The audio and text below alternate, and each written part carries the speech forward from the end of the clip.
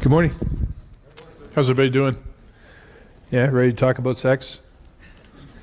You look comfortable. All right. We're doing a series called Gotham, and we're taking some of the characters from the Batman mythology, and we're making comparisons to some of the people in the Bible who actually bear a lot of similarities to these characters. Someone once said that comic books are a reflection on life taken to an nth degree. A lot of times the reason comic books are so enticing, particularly to men, is the idea of fantasizing being a hero, or fantasizing, riding a white horse and making a difference. As I often joke, and Seinfeld once said, when men think of superheroes, those aren't fantasies, those are options. And we like, every man, it's in his heart's desire to be a hero. It really is. In fact, if you cornered a lot of the men here, they never admit it, but a lot of them think they know Kung Fu, but they don't. Okay? A lot of us think we're stronger than we are. Again, as Seinfeld was talking about, you ever see the guy driving around town with a mattress on the top of his car, holding it with one arm, driving around, I got it, I'm on good, kind of thing like that. I remember a number of years ago, we were over at Sharon LaRue's, and we were clearing cedars. I don't know if you are familiar with the tree, but really it is a weed of the tree species. If you have a feeder cedar, that's what I call them, I don't know what they're actually called, hundreds of cedars will grow around them.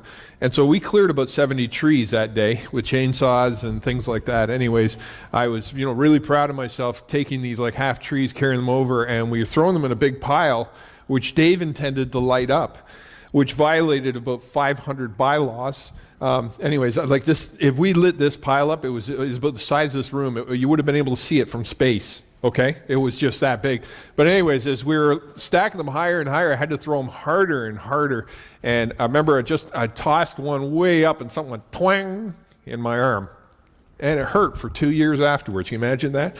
So I wasn't as strong as I think I was, right?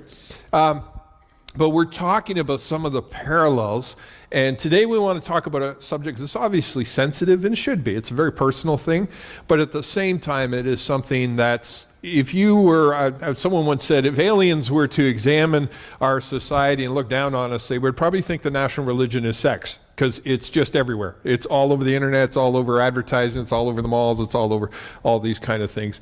And I have sons, and you're walking through and you're kind of like, oh, cover your eyes, oh, don't look at that, don't look at that.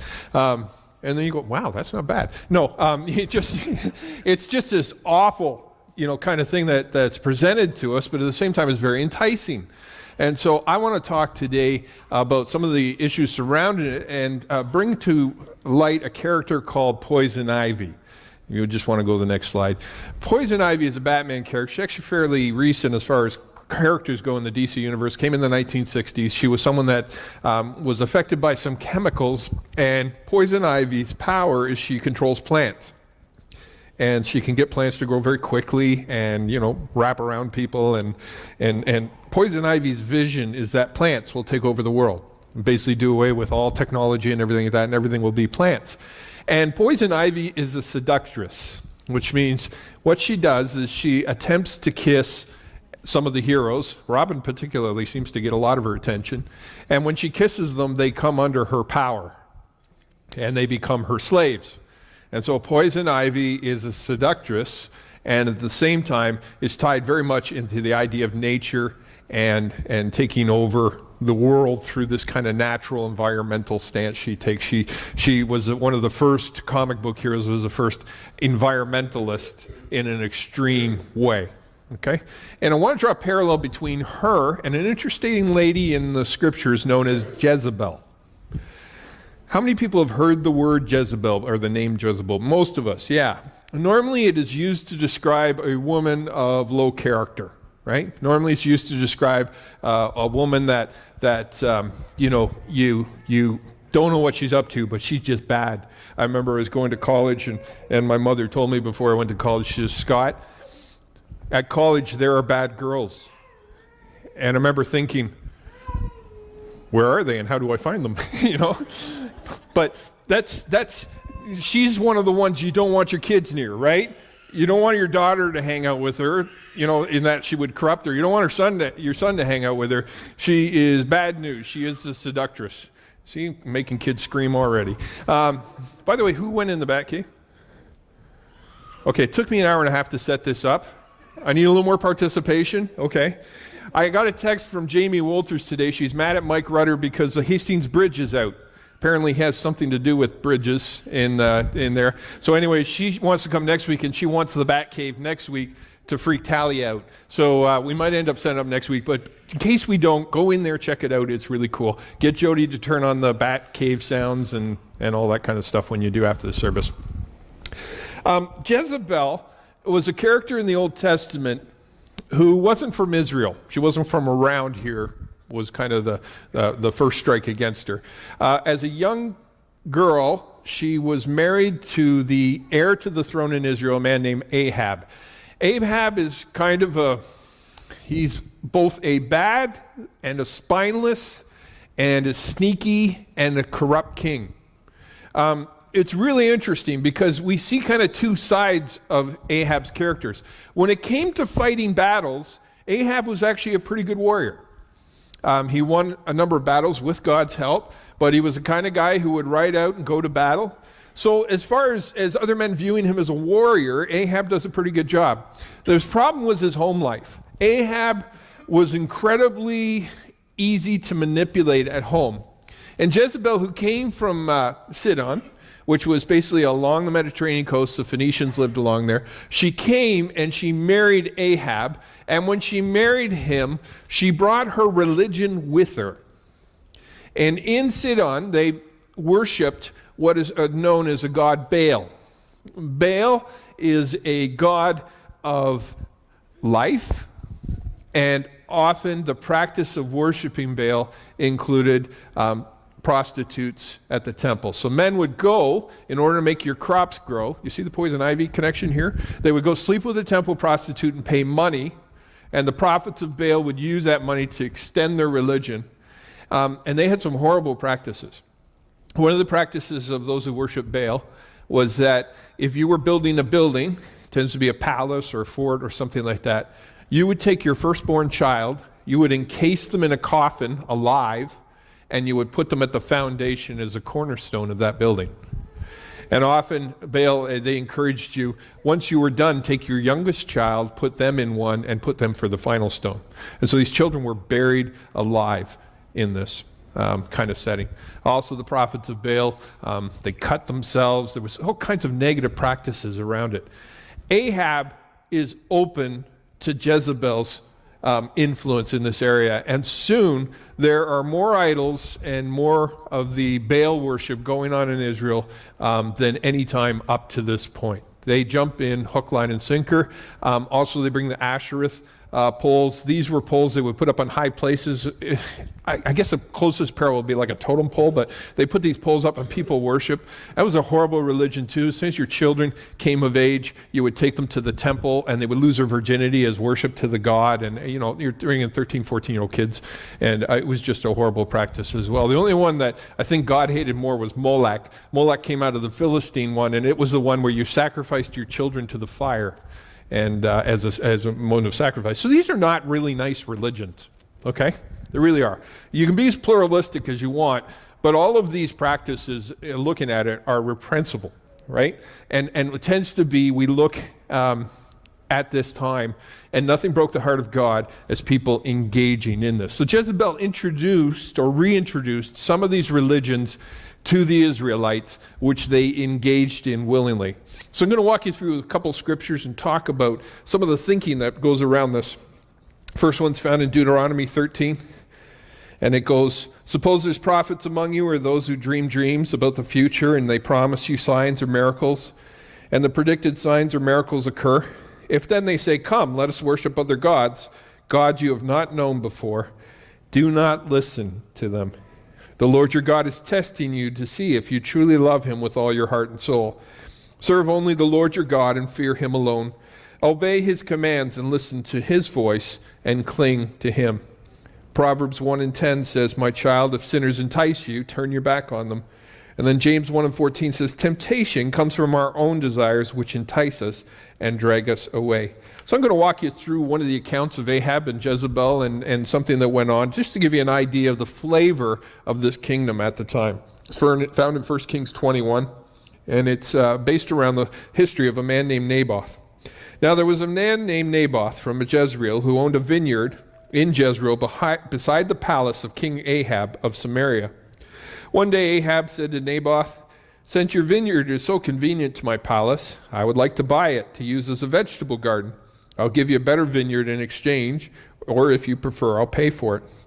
But Naboth replied, "The Lord forbid that I should give you the inheritance that is passed down by my ancestors." So Ahab went home angry and sullen because Naboth's answer.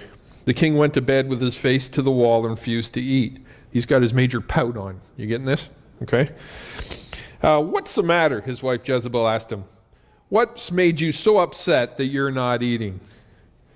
I asked Naboth to sell me a vineyard. Maybe I should get the voice right here. I asked Naboth to sell his vineyard to me or to trade it, but he refused, Ahab told her.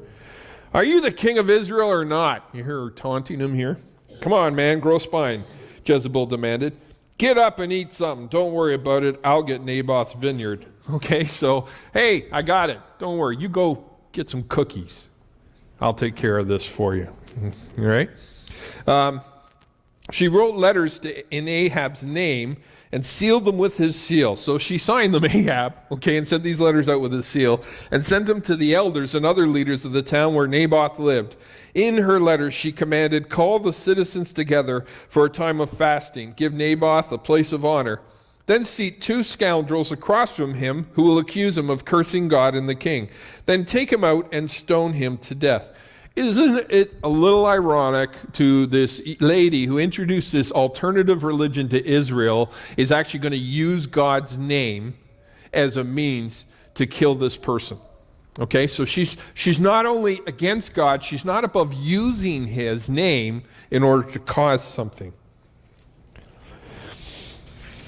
So verse 11, so the elders and other town leaders followed instructions that Jezebel had written to the letters. They called for a fast and put Naboth at a prominent place before the people.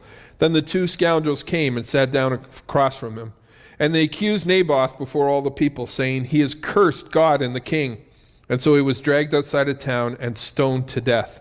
The town leaders then sent word to Jezebel, Naboth has been stoned to death. When Jezebel heard the news, she said to Ahab, you know the vineyard Naboth wouldn't sell to you? Well, you can have it now. He's dead. So Ahab immediately went down to the vineyard of Naboth to claim it. But the Lord said to Elijah, go down and meet King Ahab of Israel, who rules in Samaria. He'll be at Naboth's vineyard in Jezreel, claiming it for himself. Give him this message.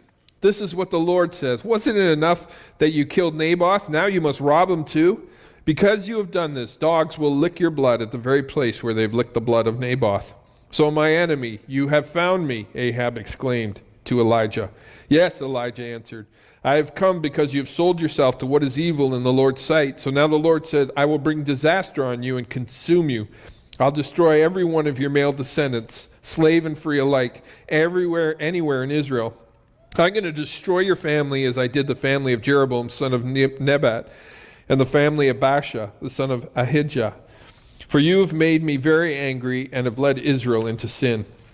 And regarding Jezebel, the Lord said, dogs will eat Jezebel's body at the plot of land in Jezreel. The members of Ahab's family who die in the city will be eaten by dogs. Those who die in the field will be eaten by vultures. Isn't that a wonderful prophecy? You know, do you ever feel, Lord, I need a word from you?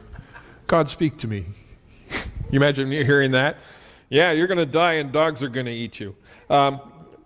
Listen to this verse though, verse 25. No one else so completely sold himself to what was evil in the Lord's sight as Ahab did under the influence of his wife Jezebel. Here's a key sentence. Nobody sold himself out as much as Ahab did under the influence of his wife Jezebel. His worst outrage was worshiping idols, just as the Amorites had done, the people whom the Lord had driven out from the land ahead of the Israelites. But when Ahab heard this message, he tore his clothing, dressed in burlap, and fasted. He even slept in burlap and went about in deep mourning. Then another message from the Lord came to Elijah. Do you see how Ahab has humbled himself before me? Because he has done this, I will not do what I promised during his lifetime. It will happen to his sons. I will destroy his dynasty. And there you see the grace of God contended. So I want to talk today a little bit about the grand seduction. Something's happened in our society over the last 100 years. First of all, sensuality has always been a part of every society. It's not new. It's just dressed up differently. In ancient times, many times these ancient religions, even when we look back to the Romans and the Greeks, there was always religion based around sensuality. Always was. It was normally portrayed by a beautiful woman. I believe the Greeks had Aphrodite. In the past, the Israelites, they had the Ashereth poles and Baal worship and all these kind of things. And they were made around worshiping sex, quite literally. And were always inviting people into a more sensual, instant gratification over the contrary, which was a lasting relationship and a committed relationship between two people. So this is not new, what's happening in our society. What has changed things a little bit is how our technology has enabled the spread of things that we don't know how to deal with yet. It started with the VCR in the 80s. It's moved past well into the internet. Someone once said, if it wasn't for Star Trek and pornography, the internet wouldn't be as big a deal as it is now.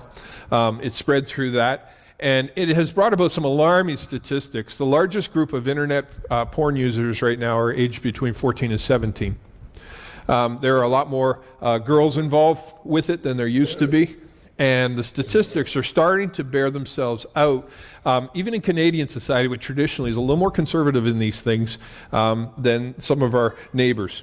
I just want to, Angus Reid, they put an amazing survey out. We're right now as a church, we're doing a marketing study right now just to look at our society and say, how do people think? And we're just listening. We want God to tell us, hey, what do you want us to do? Who are we reaching? How can we spread the gospel and share our faith with people? This is the first one I want to show you. And it's a question. Do you believe each of the following is morally acceptable or morally wrong? This is a summary of always or usually morally acceptable. You see on the left side, men, most men aged 13 to 34, 43% think buying sex is okay, and 48% think selling sex is okay.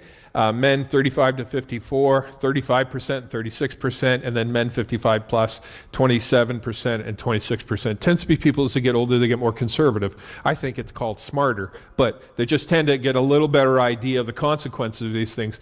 Women on this count are actually much lower statistics, about half. Only 22% of females age 18 to 34 think buying sex is okay, and 26% think selling sex is okay. It goes down to 17% for women, 35 to 54, and 10 and 11% respectively for females, 55. Okay? The alarming thing about the statistics is the differential between the men and the women that we're starting to see as a chasm in society about the looking at how we approach things that maybe traditionally were considered negative side of sexuality, okay?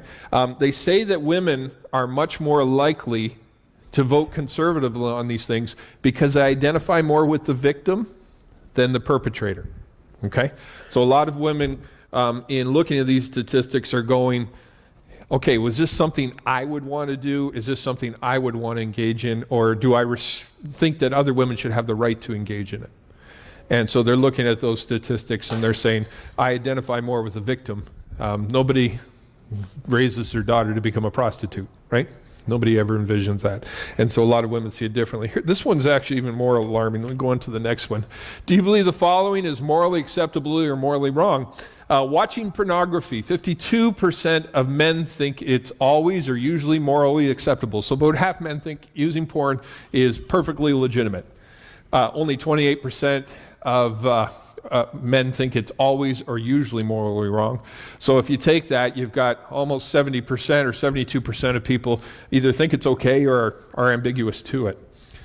In females, only 29% think it is always or usually morally acceptable. 56% think it's wrong. Do you see the contradiction here? So the difference between men and women in evaluating this part, which has become a huge part of our society, is radically different. High schoolers having sex, 47% of men seem to think that it's always or usually morally acceptable. Always are usually morally wrong, only 37%. With women, it's the opposite. 33% think it's always or usually morally acceptable. 52% think it's always or usually morally wrong. This is kind of a surprising one, but it seems that most women in Canadian society think that young girls having sex in high school is a bad thing.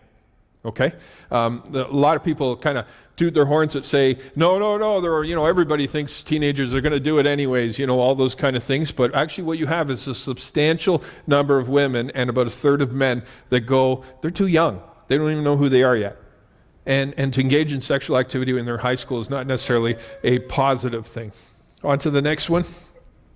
And this is the one where this trends back to. And it is the question, which has been most important in developing your personal moral values? I was shocked with this one a little bit. Not with the first statistic, but with the bottom two. What is most important in developing your personal or moral values? First is using reason or rational choice. Most people say, I know in my heart and I can figure out right and wrong on my own. Okay? That's not super surprising. In a society like ours that is free and respects individuality and making our own values, that is a pretty high statistic, 37%. The next one kind of surprised me. From parents, close family, or role models, 30%. So still fully a third of Canadians say, when I'm determining right and wrong, I look at a person I respect or look up to, or I remember how my parents would deal things, and that's how I determine right and wrong. This actually is a very encouraging statistic, because it tends to be, if you're looking at the right role models, or if you're looking at role models, it tends to be you have a much better way of learning. I've always said this, and I always will say it, you only have one life to live. And you are never going to thrive in this society unless you can learn from the stupidity of others. You can't, You have to take some shortcuts to greatness. You do. It's not the don't work, get a fortune. It's more the learn from other people's mistakes. Look at history. That's why I love history. I love looking back. A lot of times, I remember I had a number of friends and they were engaging this new theological track. They're driving hook, line, and sinker. And they said, what do you think? I said, it's neo-orthodoxy. They said, what do you mean? What's neo-orthodoxy? In the 1940s. A whole bunch of theologians. They bought exactly the same thing. Oh, whatever happened? Well, actually, they were the thinkers for a lot of the mainline churches right now. They're all shutting down because nobody goes to them anymore. So take your way of thinking to a logical choice and say, is this building the kingdom of God? Are people loving Jesus more? Are we sending more missionaries? Are we growing and thriving? Is Christ building his church through it? Well, no. It's probably not a good road to go down. They got a little mad at me, but that's neither here nor there. The third one. Innate human nature, these are the ones that say science, the fight or flight and all those kind of things, determine right and wrong. 13% religion or God, not surprising. A lot of Canadians are irreligious or tend not to have it in their top ones as far as determining right and wrong. And then the rules of society or culture. This one absolutely surprised me because I hear this defense a lot when I'm talking to people who don't know Christ. How do you determine right and wrong? A lot of them go here, say, well, culture determines right and wrong. And then I got them because every culture has different mores and rules and acceptable kind of things. So where does this leave us? Well, I want to give us a few takeouts and then I want to take questions. If you want to be discreet, my text number, 768-2214, most of you have it. If you want to text a question, I'll be looking at them in a few minutes and things, or if you want to ask a question with us, we'll have the mic around and things like that. But here's my takeout. Before you follow Jezebel, ask where she's going. Okay? Here's the thing about seduction is it starts really good. It's very enticing. Most of us are drawn to attractive things. And so we're drawn into it. There's a major psychological revision going on right now, and has taken the issue of easy pornography and the issue of easy sex and everything like that, and they've moved it from the category of choice into the category of addiction. It is becoming an addiction issue. Right now, there are groups sprouting all over Europe and America of young men and women who are wanting to become free of the influence of pornography. You know why? Does anybody want to guess why? Who's got my mic? Or the mic? Tyler? Okay. Up and at 'em, boy. All right. Why would these groups be starting up? I mean, they're harmless. Like, what's going on? Why would anybody want to be part of a support group to say, I'm not going to look into porn anymore? It's okay. We're interactive. You can talk. Who's going to be first? Krista? Okay, now I'm nervous.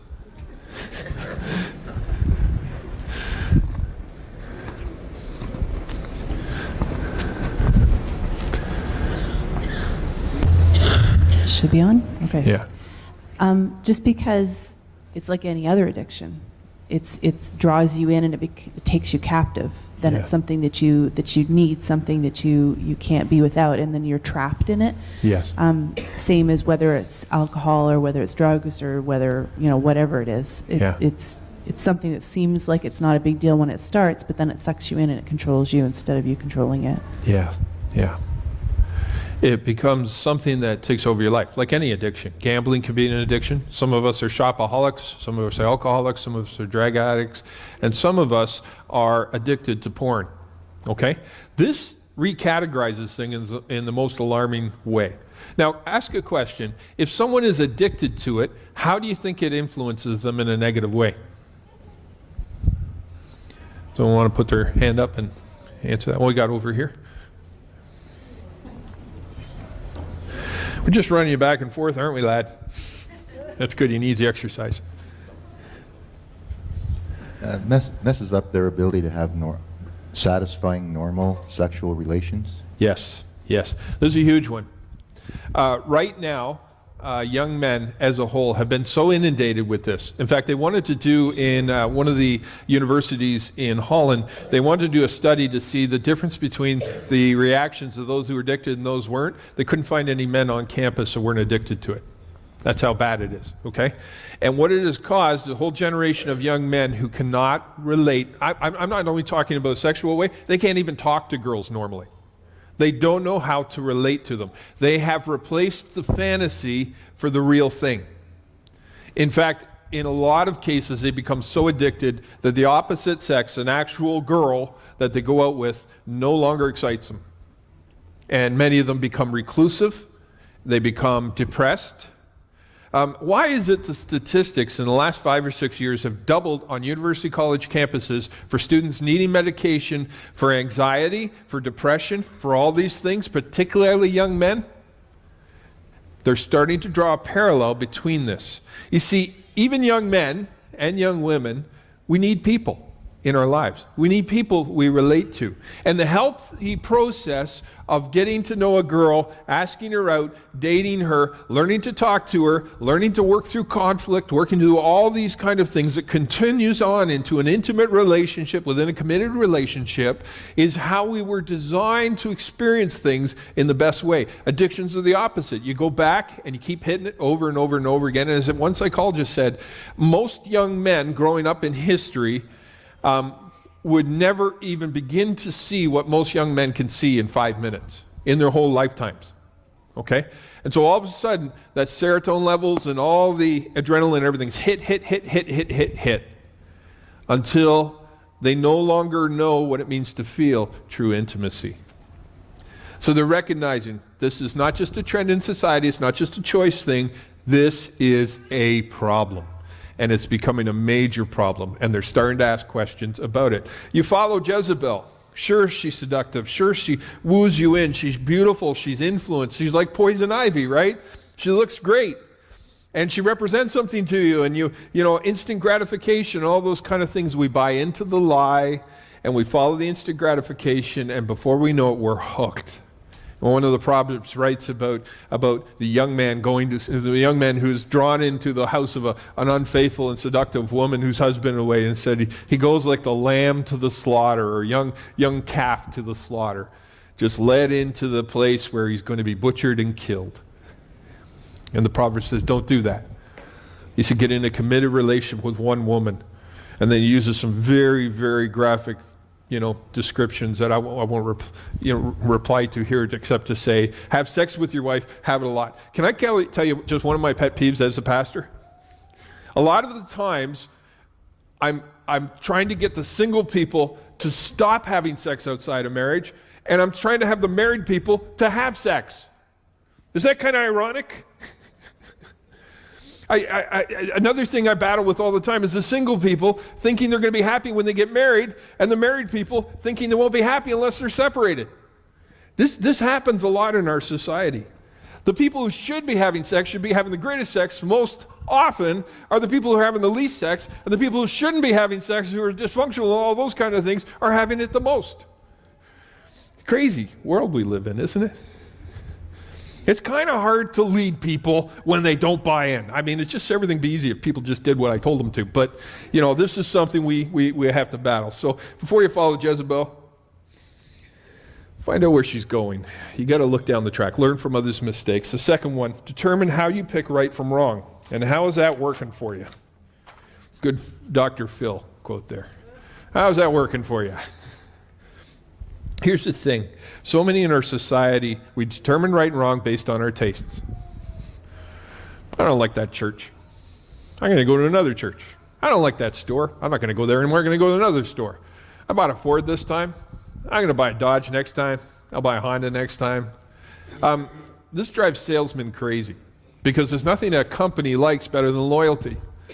But a lot of times we move from thing to thing. And you know what? That actually is not a bad thing. It's a free market society. It's all wonderful and everything like that. But we've become so fickle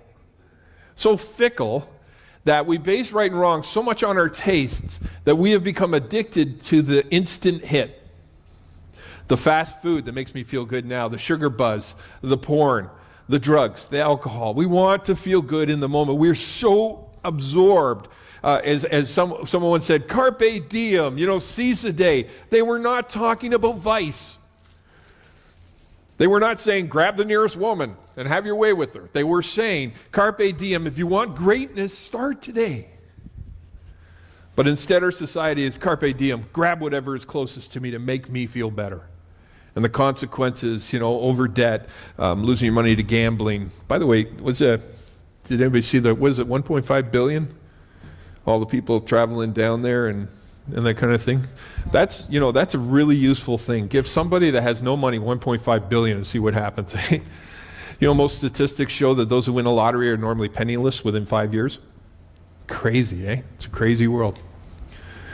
But we buy into this. We jump into these things. And right now, sensuality is one of these ways. We are so used to instant gratification, we don't even know how to talk to the opposite sex. And it's created a huge problem. How do you determine right and wrong? I was teaching our college and careers the other night, and we were talking about the scripture in Proverbs that says, the fear of the Lord is the beginning of knowledge, that reverence and awe of God. And I said, behind every precept, there's a principle. Behind every principle, there's a person. Everybody looks at, the 10 Commandments, or they look at the Bible and all those kind of things, aren't asking the right questions. They're going, you can't tell me what to do. And they're not even observing what the commandments are. They look at scripture and they say, it's for dinosaurs, it's old, it's outdated, it's mythology, all these kind of things, and they write it off. But when you look at the commandments, when you look at the instruction of the scriptures, and you see that behind every precept there's a principle, behind every principle there's a person. I'll give you, for instance, the 10th commandment, probably the hardest one to enforce ever. You shall not covet your neighbor's wife or land or anything like that. How do you enforce that law? You shall not desire or want other people's stuff. Anybody think of a law you could do that would somehow prevent people from ever wanting anybody else's stuff? No. You think, what a strange commandment. It seems a little dumb. You can't enforce it. You can't do anything about it. But it's really interesting because a lot of the previous commandments fall into this one. Because the Lord recognized that we are selfish. And so what does it say? Do not covet. Do not want your other neighbor's stuff. Don't want other people's stuff. Okay? What's the principle behind that precept? The principle behind that precept is God is content. He's generous. He's satisfied. God is loving and patient and all those things that go against covetousness. Okay? God is a generous, loving God. As Jesus said, he sends rain on the bad and the good and waters their crops. So the principle behind it is goodness and patience and giving. And then the person behind that is God himself. Every command, everything you see in Scripture takes you up that. So although only 13% of Canadians believe that religion, they call it, is the highest way of determining morality, I would contend it's the most important way to do that. We all need somebody that we serve, that we say, if I'm determined right or wrong, I take it to this place, and it tells me if right and wrong is true. You see, if I'm just doing it myself, I'm in that place. And what's the problem with that? What's the problem if I'm always determining right and wrong? Anybody know? All right, Tyler, up and at him again. Does anybody know? What's wrong if I'm the only one determining right and wrong? Dave Carbon, over here. Fingers, doing the drum. Yeah, that sounded good, you guys. You can justify just about anything yourself. You've got that where if it's in the Bible, it's plain in front of you. Even still, your own... You do. You can justify it yourself, Yeah. but I think it's a lot tougher to fool yourself when you're kind of grounded with the Word. Yeah. When you're not willing to subject your something, you're determined right and wrong. Well, here's the thing. We're incredibly easy to talk ourselves into right and wrong, aren't we? You know, another example, the precept, principle, person thing is in Canada, we stop for red lights and we go for green lights, right? For the most part, unless you're in Toronto, right? We stop for red lights, we go for green lights. Well, there's a principle behind that precept. The principle is that I trust other Canadians, for the most part, to drive the right way so that I feel okay going through a green light and I feel okay stopping at a red light. This is a principle or the spirit of the law that Canadians buy into. Here's the thing. If 25% of Canadians decided not to obey that law anymore, the spirit of the law would break down. And the person behind it is our understanding of Canadians. We want safe streets. We want to be able to give way. We want things to flow well. It helps commerce. It helps our livelihood. Anybody's ever lost anybody in a car crash? You know, all these kind of things. And so there's a precept, there's a principle, and there's a person. Well, here's the thing. Who you put in as that person, who you believe is the principles you want to follow after, and who you see as, or what you see as the precepts of your life. If you're determined right and wrong, it's always fluid and it will always change. But as Christ follower, I put Jesus there. What does he want me to do? And that is a question I have to ask around morality. I need to move on here, but two other things, take out for ladies. As I've talked about this, I've just scratched the surface of this. What I've tried to do in this message is portray a couple of things. Ladies, I want you to hear what I have to say, okay? There is a reaction on the part of some ladies, not all, but some ladies, to look at things like the sexuality of our society and think that is a reflection on men being no good. Okay? Has anybody ever denoted that? Seen that? You hear these kind of things. Oh, that's just men. They're perverted. You know? Just men need to, do something. Let's make them feel real guilty. Let's beat up on them for this. Okay? I want you to do something for me. Okay? I want you to look upon this issue the same way in the last 20 or 30 years we've looked upon alcoholism with. Okay? And to look upon this issue and say, yes, some men are willingly engaging in this, and that's not a good thing. But portraying all men as pigs is not the answer. Okay? In fact, anytime I've sat down with a young man or an older man or anybody who's addicted to them, it's killing them. They hate it. They are as disgusted by pornography as anybody else, but they just don't know how to stop because God made men this way, okay? Men are visually stimulated. We see a pretty girl go by, we take notice, okay? That's not bad. God made us this way. This is how we end up pursuing a mate and marrying her and being attracted to her and loving her through PMS, menopause, and Wrinkletown, okay? This is the way God made us. Right? And that's a good thing. All right? I wonder if that was offensive to anybody. Okay? Ladies, we need to approach this issue with grace, understanding, and thankfulness. Okay? Because we really like beating up men in our society right now. We blame everything on them, seems like. When in reality, okay, the men are feeling as helpless as you are. Okay? Does that make sense? Guys, I want to talk to you for a bit about this topic. How then shall we address this as men? I was thinking the other day, thinking about winter. You know, we get in the snow and the freezing rain and all that stuff this week. How many people, by raising their hands, would say they heard somebody complain about the weather this week? Yeah, all of you, okay. How many people were the one complaining about the weather this week? Oh, come on, okay. You know what's kind of ironic about it? So we're Canadians. We love the snow. I mean, we live here. Don't you remember as kids, you couldn't wait to get out and play in the snow? I remember as a kid, boy, this dates me, but going around the old hockey arenas and picking up the broken sticks, you know, the ones that have been broken in half, you never get them now, but taking them and then using hockey tape to tape up the top, you know, so you're not going to impale yourself on it. And we get knee pads, we get our big brother's knee pads, and we go play mini hockey. We had a little creek running behind our house, and so it'd be about 8 feet wide and about 20 feet, and we put nets on either side, and we play on our knees, and our knees would get so cold, we'd lose feeling in our legs, and we'd tackle each other in the snow, and we get snow down our back and in our hats and in our ears, and we would laugh, and we'd be out there so long we'd turn blue. We love snow.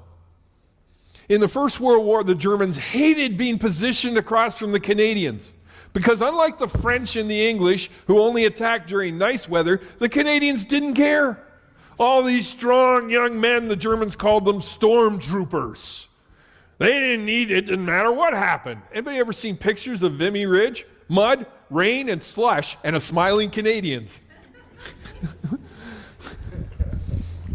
What happened to us? We forgot where we live and who we are, and we've taken something that is a part of our lineage and who we are, and we've turned it into a negative thing. I had a doctor once say to me, he said, the key to getting through winter and really thriving is to find something you do that's active during the winter. Walk, cross-country ski, skate, do these things. It'll get you through the winter. And you'll not only, you won't resent it anymore, you'll actually begin to like it. I remember I was down in Cuba. There was a couple having their honeymoon. Big guy. He's from Thunder Bay. I said, oh, congratulations on your marriage and everything like that. What do you think of Cuba? I hate it. Why? Because I just got my snowmobile out. He couldn't wait to go back to the ice fishing, hunting, and, you know, the snowmobiling. Guys, there's a parallel here. We have forgotten what it means to be men. We've forgotten what it means to be moral men. We've forgotten how to engage in character, okay? Part of this is the generations who have gone before us, or the fathers who have gone before us, who made poor moral choices. I remember when my kids were born, the biggest question I had was not, what kind of man I am. It's like, how do I be a father if I've got nobody who's gone before me to show me how? You know, my father, became a Christian and passed away when I was young, but truth of the matter is he was a pretty lousy father up to that point.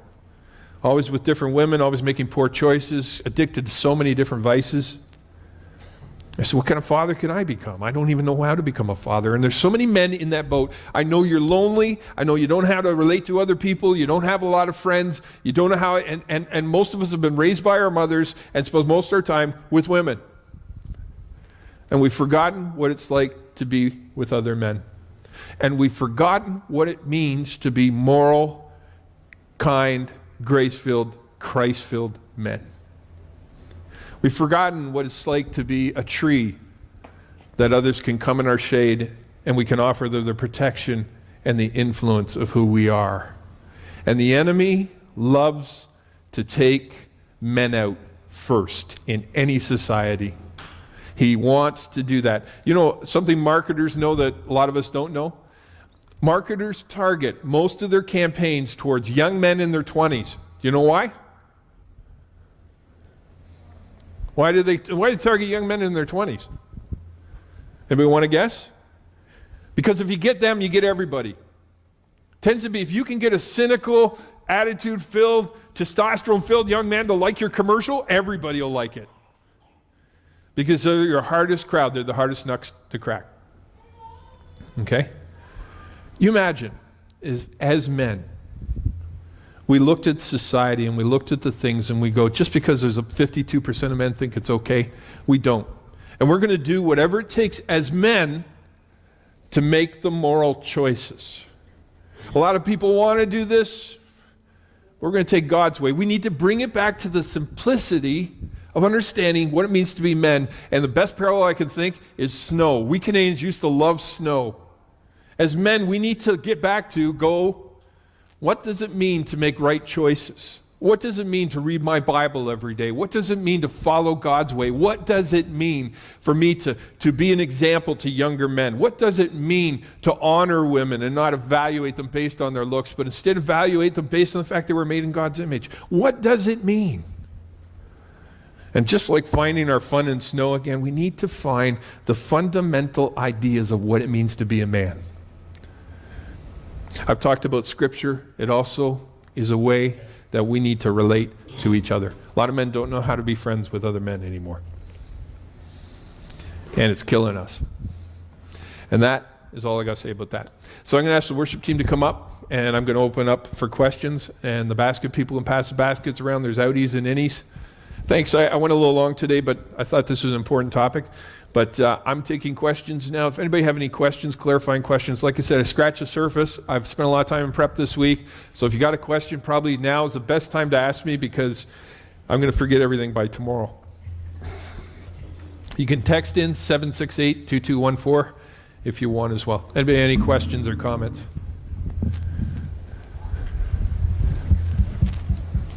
Oh, back here, Dave.